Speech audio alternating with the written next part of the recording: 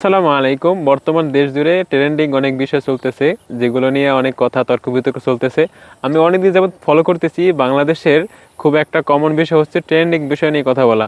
যখন যা কিছু আসে, যখন সান্ডা আসে সান্ডা নিয়ে কথা বলে, আবার যখন রাসেল ভাইপার আসে রাসেল ভাইপার নিয়ে কথা বলে, আবার যখন 20 টাকার নোটে উল্টাপাল্টা কিছু চলে আসে তখন তা নিয়ে কথা ওঠে।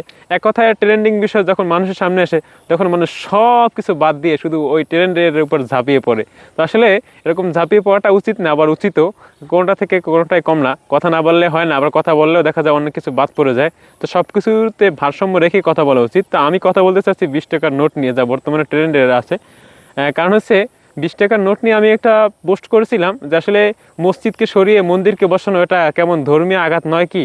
তো আসলে এ নিয়ে আমাকে অনেকেই কথা বলছেন। আপনাদেরকে একটা কথা বলি, আপনারা আপনার দিক থেকে কথা বলবেন। আপনি যদি কিছু পারেন ভালো কিছু করবেন, কিন্তু অন্যের পথে বাধা দেওয়ার মানেটা কি? আমি একজন মুসলিম হিসেবে প্রতিবাদ করা আমার দায়িত্ব, সেই হিসেবে আমি প্রতিবাদ করলাম। আপনার ভালো না লাগলে চুপ থাকবেন, অথবা আপনি আপনার পাশে প্রতিবাদ করবেন। আমাকে এসে জ্বালানোর মানেটা কি?